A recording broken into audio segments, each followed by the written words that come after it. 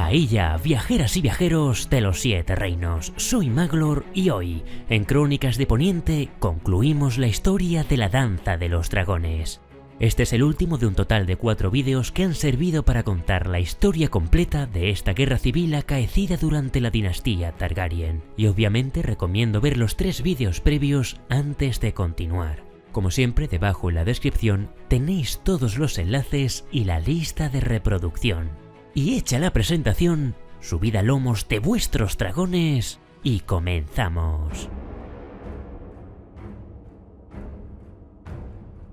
Dicen los cronistas que en el momento en el que la princesa Helaena Targaryen murió atravesada por las picas del foso de la Fortaleza Roja, Fuego en sueño rompió las 2 cadenas que la retenían y lanzó un rugido que sacudió los cimientos de Pozo Dragón. Rápidamente, el rumor de que la princesa había sido vilmente asesinada se extendió por las calles de Desembarco del Rey. Para agravar su situación, dado que Lord Corlys seguía en los calabozos, la reina Rhaenyra ya no contaba con las espadas de la casa Velaryon, que habían conformado prácticamente la mitad de su ejército. Algunos caballeros del hipocampo se marcharon, pero hubo otros que se sumaron a las multitudes que se congregaban en torno al pastor. Allí, en la plaza de los zapateros, 500 capas doradas se dirigieron para contener a la muchedumbre. Sin embargo, pronto se vieron sobrepasados por 10.000 desembarqueños que, enfurecidos, acabaron con el Lord Comandante Ser Luthor Largen y decenas de capas doradas en una verdadera carnicería.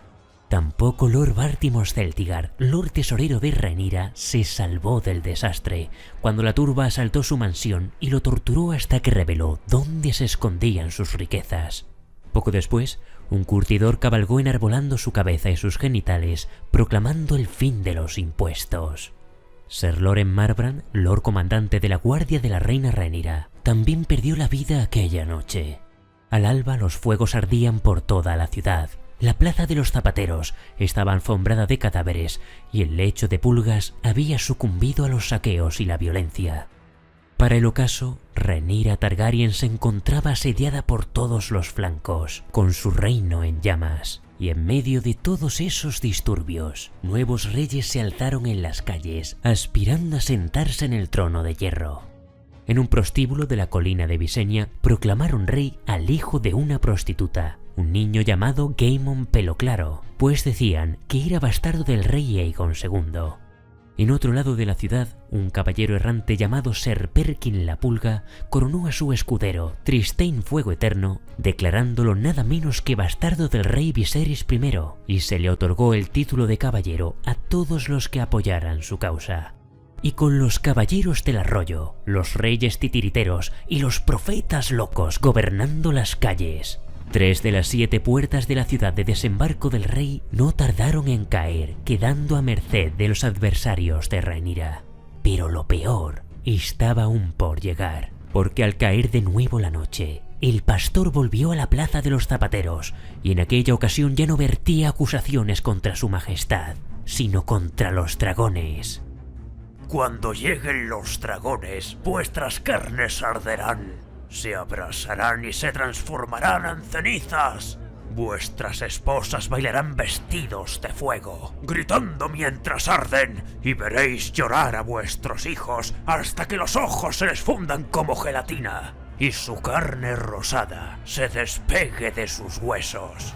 Y mientras promulgaba su sermón, con el muñón de la mano izquierda señaló Pozo Dragón e instó a su rebaño a dirigirse hasta allí para acabar con las bestias aladas. Así, 10.000 desembarqueños fueron conducidos por el pastor hacia la colina de Rhaenys. 10.000 que cuando llegaron a las puertas de Pozo Dragón ya habían duplicado su número. En la colina de Aegon, desde la Fortaleza Roja, Rhaenyra observaba el despliegue del ataque, confiando en que los dragones acabarían con ellos. Pero el príncipe Joffrey, temeroso de que mataran a su joven dragón Tyraxes, no esperó el resultado. Quería unirse a los caballeros de la reina y a los hombres de Puerto Blanco, pero su madre no se lo permitió. Entonces el príncipe cometió una locura. Buscó a Syrax, se subió en su lomo y emprendió el vuelo hacia Pozo Dragón. Inmediatamente la reina envió a 7 paladines en su pos, pero Cyrax no aceptó a su nuevo jinete, y en aquel último vuelo, Joffrey se hallaba sin silla ni fusta, por lo que el príncipe se vio arrojado por la dragona, y se precipitó hacia su muerte en las calles de Desembarco del Rey. Así pereció Joffrey Velaryon, príncipe de Rocadragón y heredero al trono de hierro, mientras la escoria callejera le arrancaba las ropas, cercenaba sus manos para hacerse con las sortijas y desmembraban su cuerpo sin misericordia. Algunos de los 7 adalides de la reina consiguieron encontrar sus restos, pero otros, como Ser Glendon Moore, de 20 años, murió en aquel último servicio, siendo Lord Comandante de la Guardia Real por tan solo un día. Mientras tanto, en Pozo Dragón, los alborotadores consiguieron llegar hasta la fosa de los dragones, y aunque hubo centenares de muertos, eran tantos los atacantes que los dragones se vieron sobrepasados. En aquel encarnizado infierno, plagado de humo y hombres en llamas, murieron los jóvenes Skyros y Morgul. También el dragón Tyraxes sucumbió, y hasta Fuego en Sueño, la más grande de los 4. La dragona había logrado zafarse de las otras 2 cadenas que le quedaban, y volando en círculos por el interior de la bóveda cavernosa, acabó con más aspirantes a matadragones que los otros 3 juntos, convirtiéndose en el blanco principal de arqueros y ballesteros. Cuentan las crónicas que desde el torreón de Maegor, la reina Rhaenyra vio como la cúpula de Pozo Dragón ardía cuando Cyrax acudió al edificio para enfrentarse a los supervivientes. Nadie supo jamás qué motivó a la dragona dorada de la reina a dirigirse hasta allí, ni cómo fue su final, pero todos los cronistas coinciden en que en Pozo Dragón halló su muerte, mientras los ojos atónitos de la soberana observaban desde la distancia abrazando al único hijo que aún le quedaba. Ya sin dragones, Rhaenyra Targaryen había perdido definitivamente la ciudad, de manera que al día siguiente abandonó Desembarco del Rey con un grupo de leales, dejando la Fortaleza Roja en manos de una guarnición. Las noticias de los disturbios de Desembarco del Rey no tardaron en llegar a la destruida población de Ladera, donde la hueste de los Hightower aún seguía sin avanzar hacia la capital. Con Aegon II desaparecido, el príncipe Daeron era el siguiente en la línea de sucesión, y se abrió entonces un debate sobre si proclamarlo príncipe de Rocadragón o directamente nombrarlo rey. Algunos hombres insistieron en aprovechar la caída de Desembarco para asestar el golpe definitivo con los 3 dragones que tenían: el príncipe Daeron con Tessarion, Ulf el Blanco con Ala de Plata y Hugh el Martillo con Vermithor. Sin embargo, los 2 traidores de Rhaenyra, henchidos de gloria y en posesión de 2 dragones, se creían en condiciones de pedir gratificaciones desorbitadas.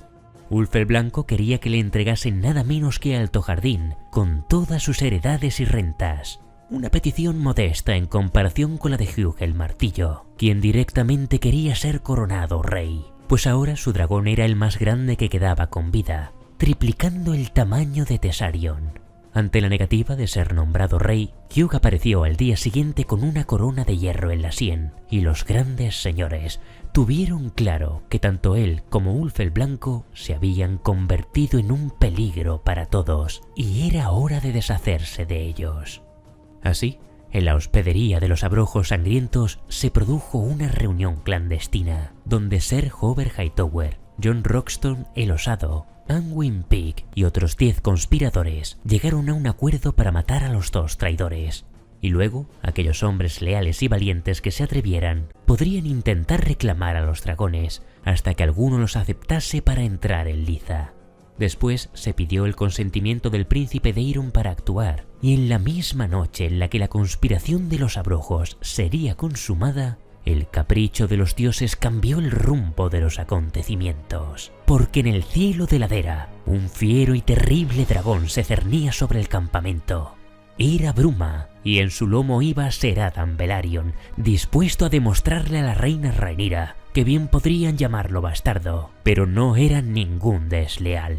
Y es que, tras su ida de desembarco del rey, había visitado algunos castillos hasta reunir en torno a él a una hueste de 4000 hombres procedentes de las tierras de los ríos, entre ellos a la casa Tully, que tomaron la decisión de apoyar a Rhaenyra en cuanto vieron una bruma descender sobre el patio de aguas dulces. El ataque inesperado de Adam Velaryon causó grandes pérdidas, pues los 3 dragones de los verdes estaban fuera de la ciudad. Los cronistas dicen que Hugh el Martillo fue asesinado por Ser Roxton el Osado, que lo abrió de arriba a abajo con hacedora de huérfanos, su espada de acero valirio, y este a su vez murió cuando resbaló con las entrañas del cadáver, y los hombres de Ser Hugh se abalanzaron sobre él. El príncipe Daeron también perdió la vida durante el ataque de bruma, pero poco tardó Tessarion en llegar y lanzarse al ataque sin su jinete. La danza de los 2 dragones concluyó cuando Vermithor, ensangrentado por las múltiples heridas que le habían provocado los lanceros, se unió a la batalla en el cielo de ladera.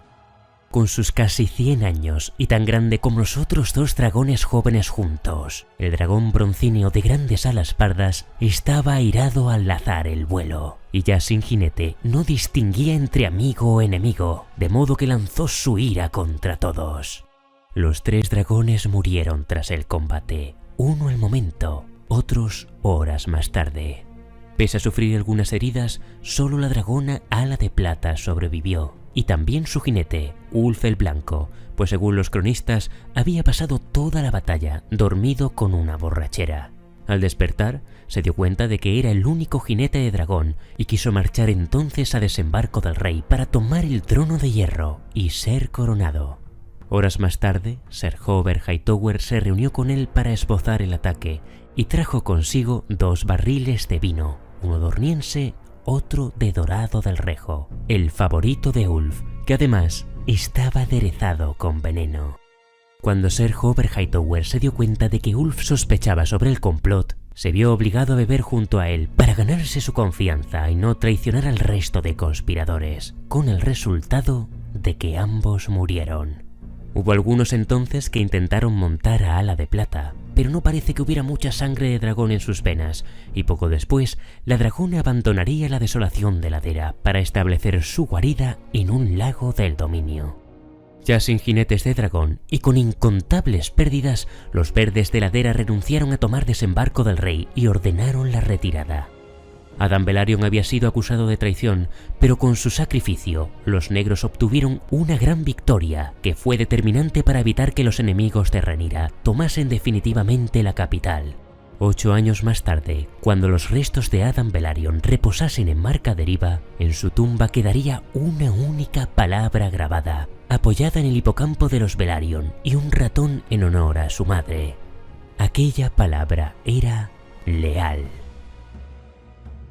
Volviendo la mirada ahora hacia Rhaenyra, sabemos que finalmente consiguió traspasar las murallas de Fuerte Pardo, con la condición de que no se quedase mucho tiempo.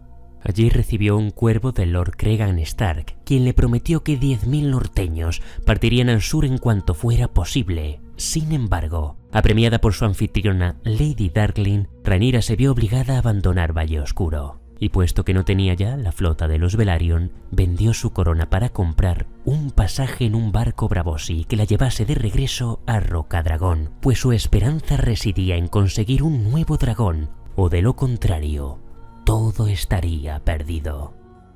Y con aquellos planes llegó Rhaenyra Targaryen a Rocadragón, pero la reina no encontró la bienvenida que esperaba, pues nada más poner un pie en el alcázar, descubrió que parte de la guarnición la había traicionado. Allí en el patio estaban los cadáveres calcinados de sus hombres, incluido el de su fiel maestre, Gerardis, del que solo hallaron su cabeza y su torso. La pequeña escolta de Rhaenyra fue aniquilada por los traidores, y entonces apareció frente a ella su medio hermano, Aegon el Usurpador. Junto a él también estaba Fuego Solar, visiblemente magullado. Incapaz de caminar e incluso de ponerse en pie, habían transportado a Aegon en una silla. La cadera destrozada en reposo del grajo lo había dejado deforme y contrahecho.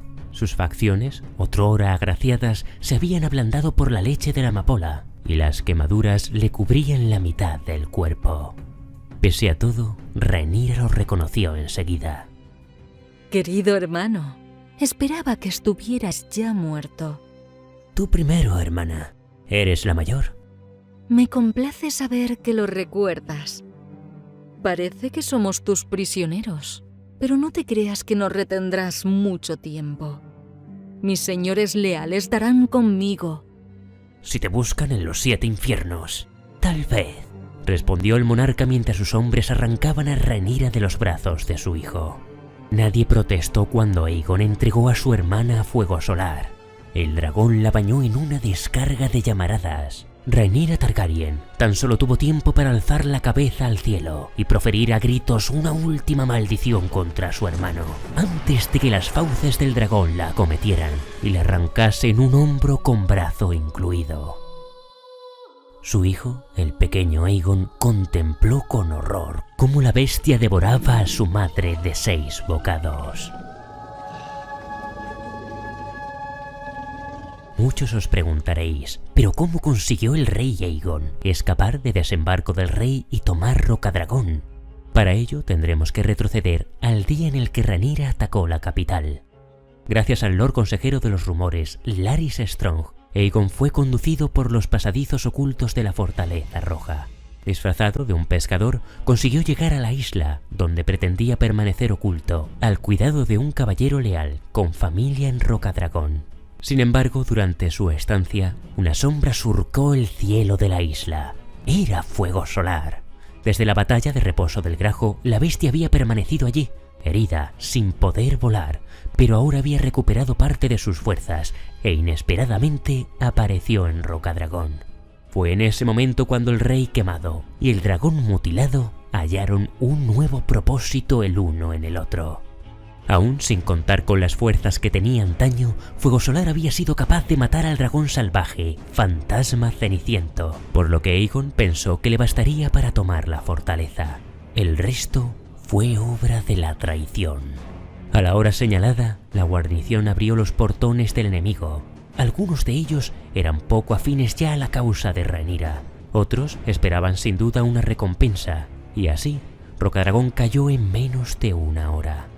Aegon II, montado en Fuego Solar, esperaba una entrada triunfal, pero quien lo recibió fue Bailarina Lunar, y sobre su lomo estaba la princesa Baela, digna hija de Daemon Targaryen. Dragones y jinetes se enfrentaron en el aire, Bailarina acometiendo una y otra vez, pues aunque apenas era más grande que un caballo de batalla, era mucho más rápida que su oponente. No obstante, en un momento de la danza, una llamarada de fuego solar cegó a su oponente hasta que la joven dragona cayó al patio y murió rematada por el dragón dorado. La princesa Baela, magullada y con quemaduras, salvó su vida, pero fue tomada prisionera. En cuanto a fuego solar, jamás pudo volver a volar, y poco después de que el dragón se diera un festín con la reina Rhaenyra, murió a causa de sus heridas. Ahora, con Rhaenyra fuera del tablero, el rey Aegon tomó a su sobrino, el pequeño Aegon, como su rehén, y con el año 133 a punto de llegar a su fin, pensó que era menester planificar ya su regreso a Desembarco del Rey.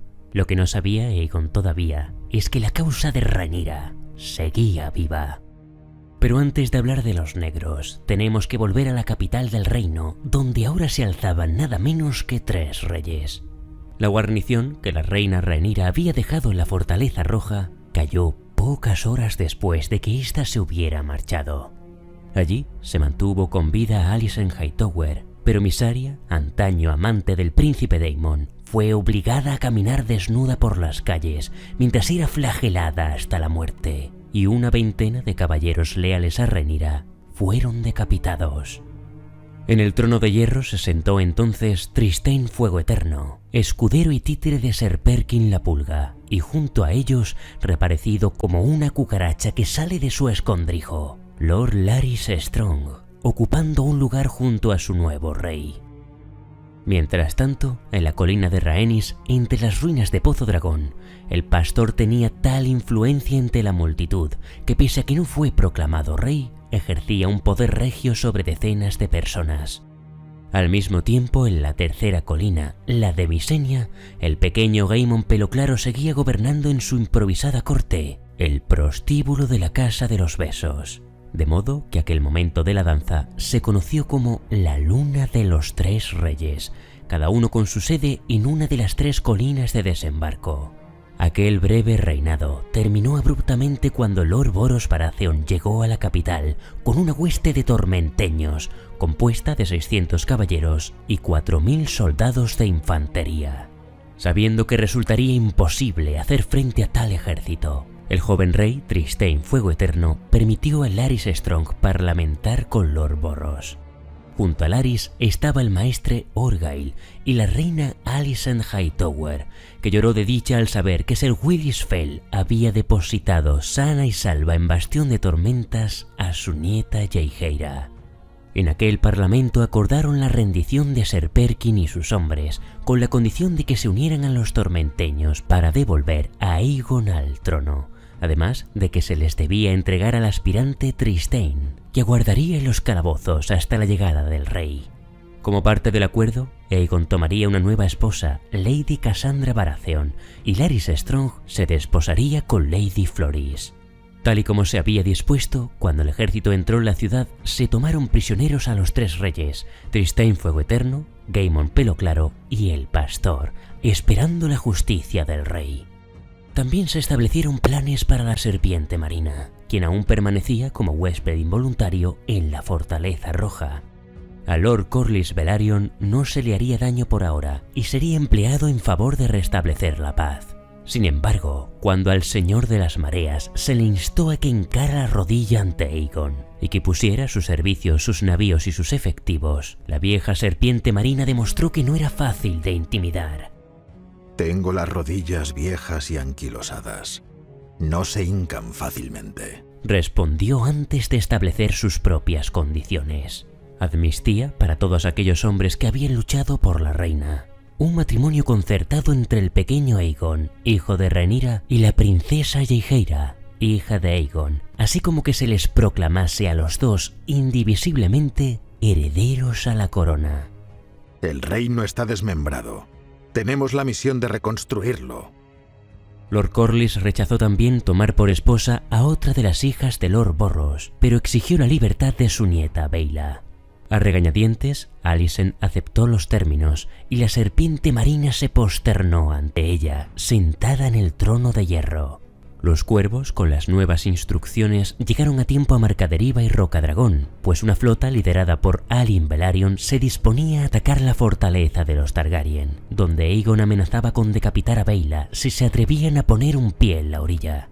Afortunadamente, las tensiones se disiparon con el acuerdo de paz, y finalmente los navíos de la casa Velaryon trajeron al rey Aegon de vuelta a Desembarco del Rey, donde fue transportado en palanquín hasta la Fortaleza Roja. Las quemaduras y lesiones de su enfrentamiento contra Meleys y Rhaenys le habían dejado secuelas de por vida, de modo que las audiencias las concedió desde un trono de madera improvisado, a los pies de la escalera del trono de hierro.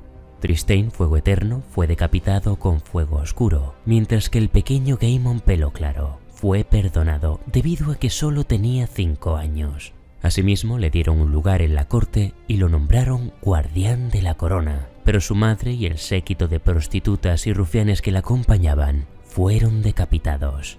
En cuanto al pastor, cuando se vio cara a cara con Aegon II, el predicador auguró que antes de que acabara el año lo vería en el infierno. Una insolencia por la que perdió la lengua antes de morir en la hoguera junto a 241 fieles, sus corderos descalzos. El rey Aegon demostró que a diferencia de su madre, este no era tan proclive al perdón, y pronto instó a sus hombres a atacar las fortalezas cercanas que habían luchado en favor de los negros. No obstante, la sed de venganza de Aegon estaba a punto de ser acallada, pues no tardaron en llegar informes a la capital de que nuevos ejércitos se preparaban para un último ataque. Y es que en las tierras de los ríos se congregaba una hueste de 6000 efectivos, encabezada por el nuevo señor de Aguas Dulces, Lord Elmund Tully. Sus banderizos más importantes cabalgaban en su pos, incluida la casa Bracken, que antaño había luchado en favor de los verdes. Desde el norte también llegaba la nueva amenaza, 20.000 norteños liderados por Lord Cregan Stark, dispuestos a morir. Por último, en el valle de Arryn, Lady Jane contaba con 8.000 soldados y una caballería de 1.500 efectivos prestos para el combate, además de que la princesa Rhaena, la otra hija gemela del fallecido Daemon, contaba ahora con un dragón, ya que durante su estancia en el valle de Arryn, su huevo había eclosionado finalmente. El dragón recibió el nombre de Aurora, y aunque su tamaño no suponía aún una amenaza, su nacimiento fue un duro golpe para Aegon, que ya no contaba con su montura. En aquel momento solo quedaban 4 dragones vivos en los 7 reinos. La pequeña Aurora de la princesa Rhaena, ladrón de ovejas que se ocultaba en algún lugar junto a Ortigas, Ala de Plata, que había establecido su guarida en un islote del lago rojo del dominio, y el indomable caníbal que seguía viviendo en libertad en Rocadragón. Por ello, Aegon hizo traer 7 huevos desde allí, con la esperanza de que alguno eclosionara. Tal cosa no sucedió. En aquel momento en el Consejo de los Verdes había verdadera preocupación, pero aún se resistían a la rendición. El maestre Orwell, que había recuperado su cadena y su cargo en el Consejo de Aegon, nos narra cuáles fueron las deliberaciones en aquel momento decisivo. Lord Borros Baratheon proclamaba que acabaría con los traidores en el campo de batalla, mientras que Ser Tywin Lannister propuso matar al hijo de Rhaenyra y contratar mercenarios de las ciudades libres, pues 3/4 partes del tesoro real seguían a buen recaudo en el Banco de Bravos, Antigua y Roca Casterly. Ser Tywin también había recuperado su cargo como consejero de la moneda, pero las torturas sufridas a manos de los negros lo habían dejado ciego y sufría mutilaciones en las orejas, le habían arrancado las uñas de manos y pies y despojado del peso de su hombría. Solo Lord Corlys Velaryon, que volvía a tomar el cargo como Lord Almirante, instaba al Consejo de los Verdes a establecer verdaderas condiciones de paz. Era imprescindible absolver a todas las casas por sus crímenes y traiciones y casar al hijo de Rhaenyra con la hija de Aegon cuanto antes. Pero en los planes del rey Aegon estaba casarse con Cassandra Baratheon y tener un nuevo heredero a la corona. Por tanto, nadie acató los consejos de la serpiente marina, que partió airado de la reunión. Aquí es cuando entraron de nuevo en juego las artimañas de Larys Strong. Por un lado, instó al rey a que aceptara el matrimonio que le proponía Corlys entre Aegon y Jaehaera, recordándole que a su debido tiempo siempre podría anular el compromiso. Por otro, cuando terminó la reunión, pidió ser él quien hablase con la serpiente marina y le dijo al Lord Corlys que pese a que Aegon había aceptado concederle lo solicitado, el monarca tenía intención de deshacerse de él en cuanto acabase la guerra. Espada en mano, Corlys estuvo a punto de salir por la puerta hecho un basilisco, pero el taimado Larys Strong lo apaciguó con palabras amables y sonrisas y le aseguró que conocía una manera mejor. Y así, enfrentando al monarca y a la serpiente marina, empezó a entretejer nuevas intrigas. Aún los cronistas desconocen cuáles eran las verdaderas lealtades de Larys Strong, pero por inexplicable que nos resulten sus acciones, aquellos últimos pasos darían como fruto el fin definitivo de la danza. Así estaban las cosas cuando el ejército de los ribereños llegó por el camino real, ahora liderados por Kermit, hermano de Elmo Tully, que había fallecido por el camino. Confiando en hacerse con la victoria, Lord Borros Baratheon salió a su encuentro con su ejército en un enfrentamiento que pasaría a la historia como la Batalla del Camino Real o la Batalla Embarrada, la última batalla de la Danza de los Dragones. Tormenteños y ribereños se mantuvieron firmes en la refriega hasta que el bosque de la izquierda cobró vida con los gritos de guerra y cientos de ribereños más surgieron de entre los árboles, encabezados por el loco Benjicot Blackwood, que con tan solo 13 años se había convertido en un guerrero curtido. Desde aquel día, el joven Blackwood sería conocido como Ben el Sanguinario. El golpe definitivo tuvo lugar cuando los caballeros de Valle Oscuro se pasaron al enemigo y acabaron con Lord Borros durante el combate, dejando ya Desembarco del Rey casi sin defensas. Los verdes comprendieron en ese momento que Lord Corlys tenía razón. Roca Casterly estaba librando su propia batalla contra el Kraken Rojo y los Hijos del Hierro. Los Tyrell tenían a un niño como señor y ya habían negado su apoyo. Los Hightower habían perdido demasiados efectivos y la corona ya no contaba con tiempo suficiente para recibir la llegada de los mercenarios de las ciudades libres. Tenían a los ribereños en las puertas, seguidos muy de cerca por los norteños, mientras por el mar una flota bravosí descendía con el ejército del valle. Alteza, Dijo la serpiente marina al rey. debéis capitular. La ciudad no puede resistir otro ataque. Salvad a los vuestros y salvaos vos. Si abdicáis a favor del príncipe Aegon, os permitirá vestir el negro y pasar el resto de vuestros días honorablemente en el muro. ¿Vos creéis? Repuso el rey Aegon con la esperanza de conservar su cabeza, pero la reina viuda no albergaba tales expectativas. Entregaste a su madre a tu dragón como sustento. El niño lo vio todo. Dijo Alicent. ¿Qué crees que debería hacer? Preguntó el rey desmoralizado. Tienes rehenes. Córtale una oreja al chico. Mándasela a Lord Tully y adviértele de que le cortarás otra parte del cuerpo por cada 2000 pasos que avance. Sí. Bien. Que así sea. Aegon dio la orden a sus caballeros y luego se dirigió a la serpiente marina. En cuanto a vos, dad instrucciones a vuestro bastardo de luchar con valentía. Si me falla, si alguno de esos bravosíes pasa el gaznate, vuestra preciosa Baela también perderá un trozo. Corlys Velaryon asintió y abandonó el consejo privado en silencio, sabiendo que Aegon estaba acabado, aunque no lo hubiera entendido todavía. Pese a la orden regia, los caballeros del reino llegaron hasta el hijo de Rhaenyra, pues Ser Perkin la Pulga y sus hombres les cortaron el paso. Al mismo tiempo, los agentes de Larys Strong ponían a salvo a la princesa Baela Targaryen, mientras un grupo de soldados con el blasón del hipocampo tomaron prisionera a la reina Alicent. En aquel momento, Aegon II ya montaba en su palanquín, ajeno a la última traición que se cernía sobre él.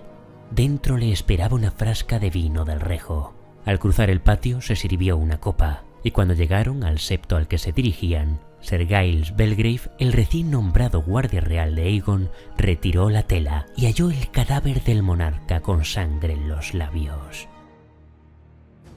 2 días más tarde, las almenas ya lucían los estandartes con el blasón que todos los reyes Targaryen habían hecho ondear antes de la danza de los dragones. Cuando la vanguardia del ejército de Lord Tully apareció en las puertas de desembarco del rey, Corlys Velaryon se acercó para recibirla, con un sombrío príncipe Aegon a su lado. De aquella manera pronto empezaría el melancólico reinado de Aegon Targaryen, el tercero de su nombre, y a mediados del año 131 después de la conquista, el joven monarca, hijo de Rhaenyra, se casó con la princesa Jaehaera, hija de Aegon, uniendo así a las 2 casas rivales de la danza, poniendo fin a 2 años de traiciones y masacres. Sin embargo, aún con la danza de los dragones concluida, la paz no llegó enseguida, pues los hijos del hierro, que solo habían utilizado su apoyo a Rhaenyra como pretexto para saquear las tierras del oeste, ahora hacían oídos sordos a la orden regia de dar por finalizados los ataques. Cientos de campos calcinados y hogares destruidos constituían un problema ante el invierno que ya se había establecido, y aún se dirigía a desembarco del rey. La hueste de norteños, liderada por Cregan Stark, habían venido para encontrar una muerte gloriosa, y el ascenso de Aegon III se la había arrebatado. Era un falso amanecer, y tras la danza de los dragones aún estaba por llegar la hora del lobo.